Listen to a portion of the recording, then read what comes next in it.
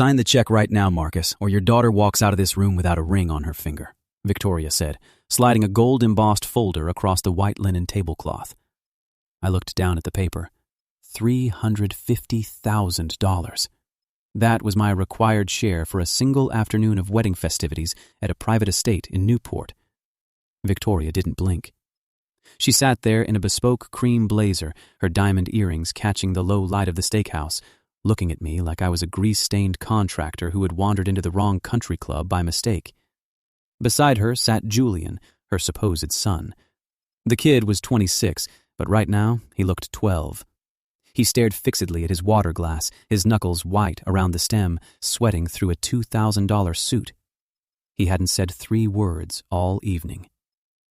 I didn't reach for my pen. I reached for my phone, which was vibrating frantically against my knee under the table. 3 rapid buzzes. That was the emergency signal my daughter Sienna and I had set up years ago when she started going on late-night job sites with me. I looked down at the screen hidden beneath the ledge of the table. Sienna's text message read, "Dad, don't sign anything. Julian just whispered to me while you were in the restroom. She isn't his mother. She's his blackmailer." My pulse didn't jump. When you spend 30 years erecting steel frameworks 40 stories above concrete, you learn how to freeze your blood on command. I slowly looked up, meeting Victoria's cold blue eyes. $350,000 is a lot of liquid cash for a Tuesday afternoon, Victoria, I said, keeping my voice level, rough, and casual. My construction firm has payroll due on Friday. I don't move 6 figures without checking my ledger first. Victoria let out a soft, dismissive chuckle that sounded like glass breaking on marble. Marcus, let's be entirely honest with each other. My family comes from 4 generations of Newport society. We studied at Ivy League institutions. We host ambassadors. If your daughter wants to marry into the Montgomery lineage, you need to prove you belong at the same table. A deposit of $100,000 is required by noon tomorrow to lock in the catering. If you can't handle that, maybe Sienna isn't equipped for this tier of life.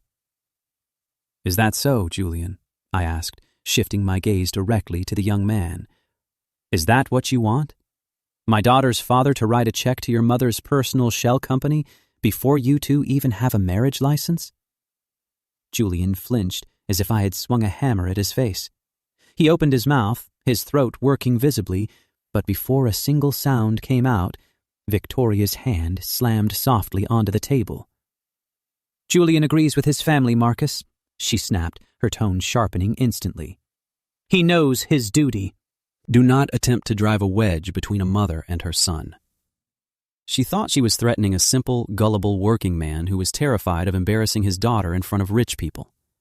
She had no idea that I spent my life inspecting structural flaws. And right now, Victoria Montgomery was covered in hairline fractures. I need 24 hours, I said, closing the gold folder with a deliberate snap. I don't do business on empty stomach, and I certainly don't transfer 6 figures over dry wine. Victoria's eyes narrowed into tiny slits. For a split second, the polished aristocrat vanished, and I caught a glimpse of something raw, hungry, and dangerous underneath. 24 hours, Marcus. Not a minute more. Or the wedding is canceled, and I will ensure your daughter's name is blacklisted from every social circle in this state. 10 minutes later, Sienna and I were sitting inside my pickup truck in the rain-slicked parking lot. The storm outside was hammering against the windshield, but inside the cab, the air felt suffocatingly tight. Dad, he was trembling, Sienna whispered, her voice shaking as she pulled her jacket tightly around her shoulders. When you went to the restroom, Julian leaned over and pressed a crumpled paper into my hand. He told me his real mother died 10 years ago. He said Victoria has documents that could ruin his life if he doesn't play along with her scams. I smoothed out the scrap of paper Sienna handed me. On it, written in jagged, frantic handwriting, was a single phrase and an address. Look up the Savannah fraud case from 7 years ago. Save me. I stared at those words while the rain beat a steady rhythm against the glass. My daughter was crying quietly beside me, not out of heartbreak for a canceled party, but out of horror for the boy she loved. Hey, I said, placing my heavy hand on her shoulder. Look at me, Sienna. She looked up, her blue eyes shiny with tears. "Nobody threatens my family," I told her, every word heavy and deliberate. "And nobody uses a kid as a human shield to rob me. We aren't paying her a single dime. We're going to tear her world down to the dirt." I turned the ignition, pulled out of the parking lot, and dialed a number I hadn't called in almost 9 years. "Hank?" I said into the speakerphone when the line picked up. "Marcus?"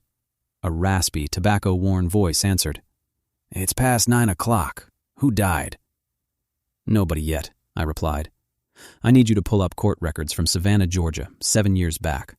Look for a woman operating high-end marriage scams under the name Montgomery. I need everything you can get before sunrise." There was a brief pause on the line, followed by the metallic click of a lighter.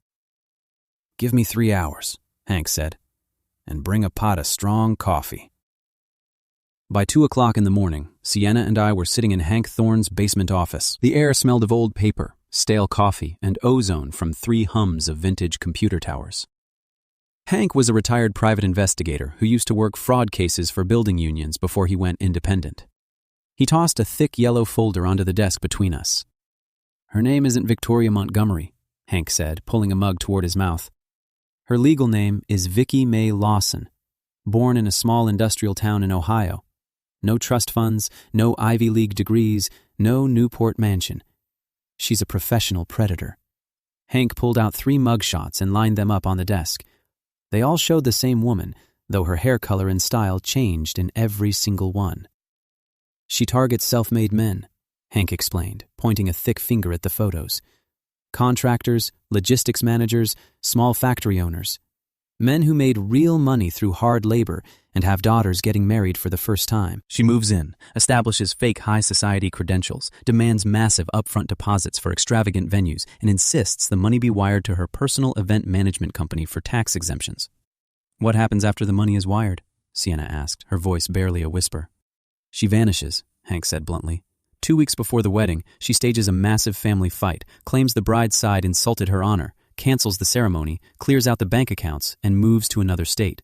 She did it in Savannah 7 years ago. She did it in Charleston 4 years ago. Total damages across 3 families, over $1,800,000. "And the sons?" I asked, my blood running cold. "Where does Julian fit into this?" Hank's face turned solemn. He pulled out a yellowed newspaper clipping from a decade back. "That's the dirtiest part of the whole operation. Julian's real father was a small-scale subcontractor in Georgia who got caught in her web 10 years ago. When the father realized he was being scammed, he confronted Vicki. That night, there was a hit-and-run outside a tavern. The father died on the pavement." Sienna gasped, covering her mouth with both hands. "Vicki managed to take legal guardianship of Julian shortly after," Hank continued. "She framed the narrative to make the boy believe he was somehow responsible for his own father's death. She's been holding that fake guilt over his head ever since, using him as her aristocratic sunbait to lure in new victims. The kid isn't her accomplice, Marcus. He's her hostage." Silence settled over the basement office. The ceiling fan overhead hummed softly, casting long, moving shadows across the yellowing walls. I looked at the mugshots of Vicki May Lawson. She had destroyed 3 families. She had killed a man's reputation, driven another into financial ruin, and kept a young boy trapped in a cage of artificial guilt for 10 long years. And now, she was sitting in a rented luxury apartment in our city, sipping expensive wine and expecting me to deliver a check for $100,000 by noon. "Marcus," Hank said, leaning forward on his elbows, "we have enough to take this to the local prosecutor, but it'll take months to build a formal case. By the time the subpoenas are issued, she'll smell the heat, grab her offshore cash, and disappear again. Julian will be dragged down with her." "She isn't getting months," I said, standing up from my chair. "And she isn't getting away." "What are you going to do?" Sienna asked, grabbing my sleeve. "We're going to give her exactly what she asked for," I replied, my voice dropping an octave into pure iron. "She wants a deposit. She wants a dramatic confrontation, so we're going to set a table she can't walk away from." At 7 o'clock the next morning, I called Julian from a burner phone Hank had provided. It took 4 attempts before he finally picked up, his voice hushed and terrified. "Julian," I said calmly, "don't hang up. I'm sitting with my daughter." We know who Vicky really is. We know about Savannah. We know about your father." A sharp, ragged gasp came over the receiver. "Mr. Vance, please, you don't understand. She has files. If I don't go through with this, she'll send them to the police. She'll say I—" "Listen to me very carefully, son," I interrupted, cutting through his panic. "She has nothing on you. The hit-and-run report from Georgia was doctored by her lawyer years ago to keep you on a leash. Hank Thorne cleared your name 3 hours ago. You didn't hurt your father. She bled him dry and left him to rot." The line went completely dead for 10 seconds. All I could hear was the faint, trembling sound of a young man weeping into a microphone miles away. Is that true?" Julian choked out. "It's the absolute truth," I said. "Now you have a choice to make. You can stay in that apartment and let that monster destroy Sienna's life the way she destroyed yours. Or you can help me put a pair of iron cuffs on her wrists before the sun sets today." "What do I need to do?" Julian asked, his voice suddenly shifting from terrified boy to a man who had finally found something to stand on. "She wants $100,000 by noon," I told him. "Tell her I agreed to meet at the Harborview Club at 11 o'clock to hand over the cashier's check in person. Tell her I'm bringing my personal accountant to verify the tax papers." "She won't like extra people there," Julian warned. "She won't have a choice," I replied, "because the check will be sitting right in the middle of the table." At 10:45, the Harborview Club was bathed in late morning sunlight streaming through massive floor-to-ceiling windows overlooking the marina. The place was quiet, filled only with the soft clink of china and the distant murmur of older gentlemen reading newspapers. Victoria was already seated at the premier corner booth, wearing an icy blue silk dress and a vintage pearl necklace that looked far too expensive for someone with 3 active felony warrants. Julian sat across from her, his posture straight, his face completely unreadable. When Sienna and I walked in, accompanied by a broad-shouldered man in a gray suit carrying a black leather briefcase, Victoria's eyes lit up with predatory triumph. She didn't notice the 2 men in dark windbreakers sitting quietly at the bar, nor did she pay attention to the waiter who was carefully adjusting a vase of flowers on the table next to ours. "Marcus," Victoria said smoothly, raising a hand in greeting, "I see you brought company. I hope this means your finances are properly aligned for our agreement." "This is Hank," I said, stepping into the booth and taking a seat directly across from her. Sienna sat beside me, gripping my hand beneath the table. "He handles my high-value asset transfers. He wanted to make sure all the corporate documentation for your event company was completely sound before I authorized the transfer." Victoria's smile stiffened for a fraction of a second, but her high society mask held firm. "Of course. Discretion and precision are vital for events of this caliber. Did you bring the cashier's check for the $100,000 deposit?" I reached inside my coat pocket, pulled out a crisp paper document, and laid it flat on the table between us. Victoria's gaze locked onto the paper like a hawk sighting a field mouse. Her hand twitched forward, her long manicured nails reaching out to claim the prize. "Before you take that, Victoria," I said, placing 2 fingers on top of the check, "I need Julian to confirm one quick detail." Victoria's eyes darted sharply to the young man. "Julian has nothing to do with the financial logistics, Marcus. Hand over the check so we can reserve the estate." "Julian," I said, ignoring her completely, "tell your mother about Savannah." The room seemed to drop 10 degrees in an instant. Victoria's fingers froze an inch from the paper. The color drained from her lips so fast it looked like she had been struck. "What did you just say?" she whispered, her voice losing every trace of its upper-class accent, suddenly sounding raspy and harsh. Julian raised his head. For the first time since I had met him, he looked Victoria directly in the eye without flinching. "I told them everything, Vicky," Julian said, his voice ringing loud and clear across the dining room. "I told them about the fake receipts. I told them about the bank accounts in Delaware, and I told them about my father." Victoria's face twisted into an expression of pure, unadulterated venom. She lunged across the table, reaching for the paper, but Hank's large, heavy hand slammed down on top of hers, pinning her wrist to the wood. "Touch that check, and you're adding grand larceny to an already impressive list of federal wire fraud charges, Vicky May," Hank said casually, using his free hand to unfasten his leather briefcase. "Get your hands off me," she screeched, her voice echoing loudly off the high ceilings. Several patrons at nearby tables turned in shock. "Julian, you ungrateful little bastard. I raised you. I saved you from the gutter. You'd be rotting in a reform school if it wasn't for me." "No," Julian said, standing up from the table and pulling Sienna gently behind him. "You didn't save me. You stole 10 years of my life, but you're not stealing another minute." Victoria tried to yank her arm free, her eyes wildly scanning the dining room for an exit. "You have nothing. This is harassment. I have lawyers in Boston who will destroy all of you." "Your Boston lawyers aren't answering their phones today, Vicky," Hank said, pulling a stack of certified arrest warrants out of his briefcase and dropping them right beside her wine glass. "The state police in Georgia just unsealed the investigation into your husband's fatal hit-and-run. Turns out your vehicle's registry had a direct match to paint scrapings recovered from the scene 10 years ago. They were just waiting for us to pin down your current location." The moment those words hit the air, the two men in windbreakers at the bar stood up and walked steadily toward our booth. Silver handcuffs gleamed at their belts.